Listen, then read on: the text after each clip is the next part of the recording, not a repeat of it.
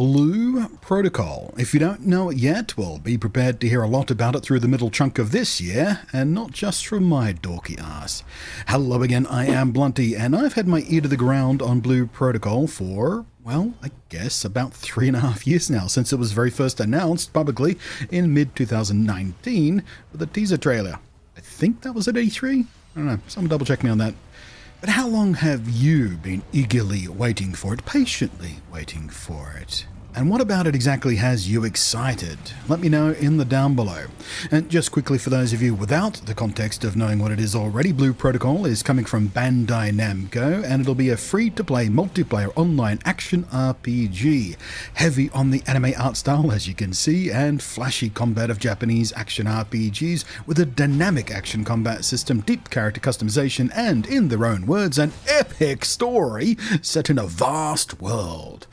And it is an MMO, but not an MMO like World of Warcraft is an MMO, or Final Fantasy XIV is an MMO, or Lost Ark, or whatever. But it's a bit closer to, say, something like Phantasy Star Online 2, where it's a shared world, but the action areas are layered off with a fairly low number of players sharing the same instance, and with specific dungeon content being set to a finite number of players, which will vary depending on the type of content. And it's not an open world, but again, a little more like PSO2, it's an open zone experience instead, which, quite frankly, I'm starting to prefer more than the open world stuff. How about you? In other words, it's channels, not servers. Same world for everybody, but split into separated channels, layers if you will, slices, however you want to term it. 200 players in town, 30 in zones, 6 in dungeon-like zones, and more full-on raids and similar larger-scale challenge missions can be up to 30 players. And yes, there are indeed also single-player challenges available for you too. Anyway, like I said, I've been keeping a low-key eye on it for a few years now, and everything so far has been encouraging, frankly. The game looks like it should be awesome fun, and the devs have been very communicative, communicative, I think is the word I'm struggling for there, and responsive to player feedback, both from the closed tests they've done and in general from people, just wanting to play, responding to gameplay that the publishers have shown us, and the developer diary kind of stuff they've had, and the live streams and whatnot. I haven't interacted with much of that directly because, well, it's all in Japanese and I don't speak Japanese. And personally, from a content creator point of view, I've been waiting for something more solid to drop before I actually started to make content about it.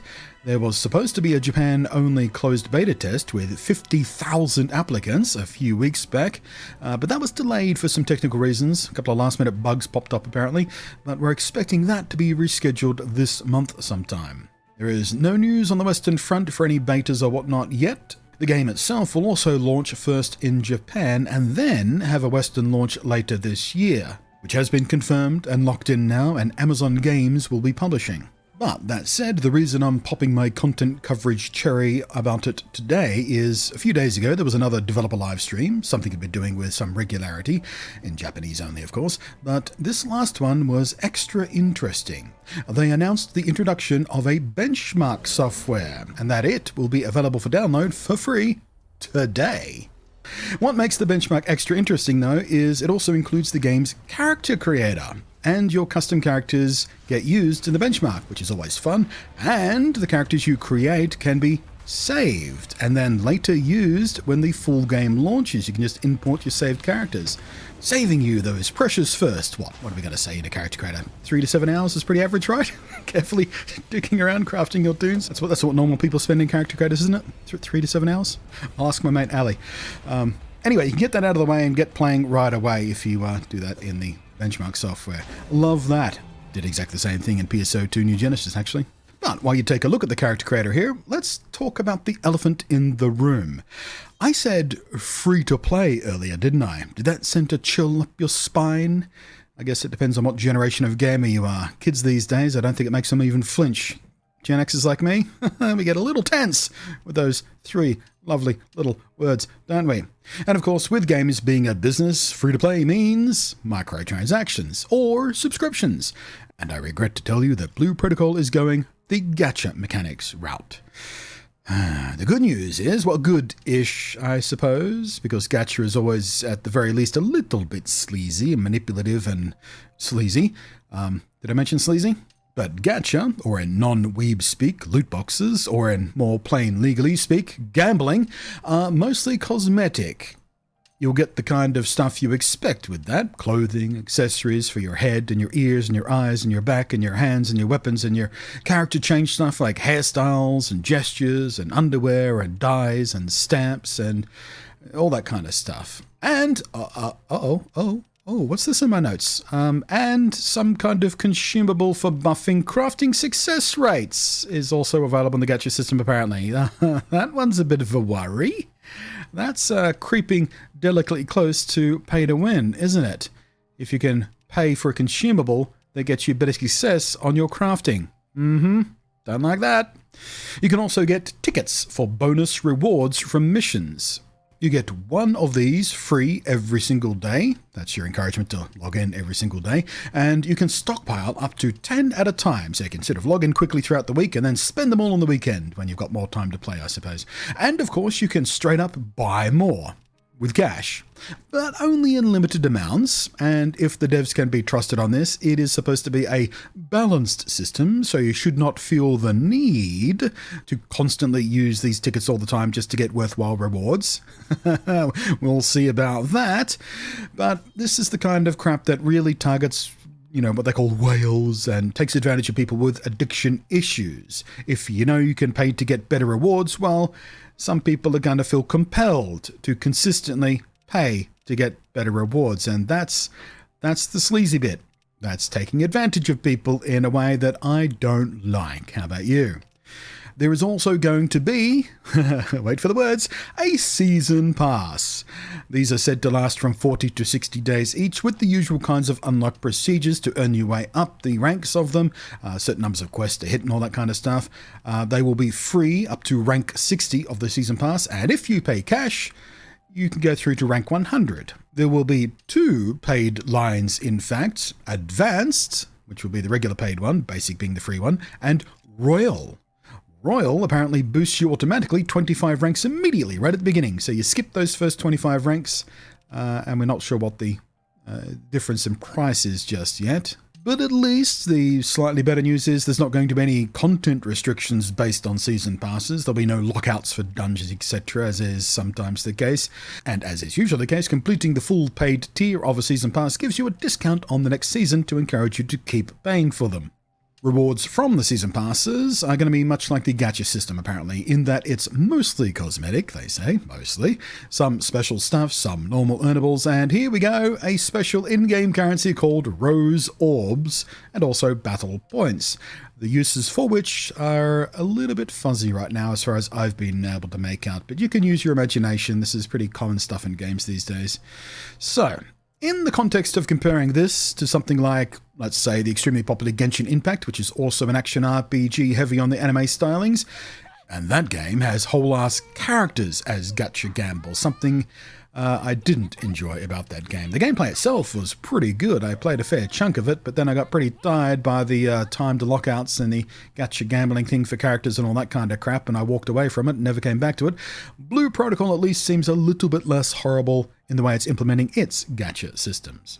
I also mentioned earlier that Amazon Games will be the publisher for, well, pretty much anyone watching my content, I suppose. Hands up, any Japanese folks watching my stuff? Hello.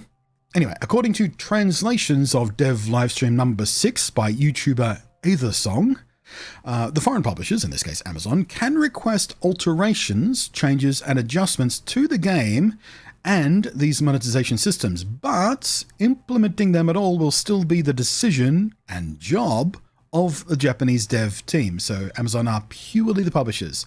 They don't have control over the code in any way directly. And Amazon have already made changes to other games they've published from Asian developers to make them more palatable to the Western audience when it comes to the monetization. Lost Ark being a prime example of that recently. For example, if Amazon Games wanted to change how the monetization works in Blue Protocol, say change how much in-game currency gets awarded from certain, these gacha systems, they can ask Bandai Namco to make that change, but then Bandai Namco can just say, No. So final control over the game, its mechanics, how it flows, how it works, how it's balanced, all sits with the people who made it in the first place. And that sits okay with me, frankly. There has been other cases of Western publishers taking on quite often Asian MMOs, especially South Korean ones, whose monetization schemes do not sit well with the Western market. They're heavily beta in a lot of the time. Where these publishers take on semi-dev status and make isolated changes of their own, just for their own market, and in many cases it's been pretty disastrous to the game.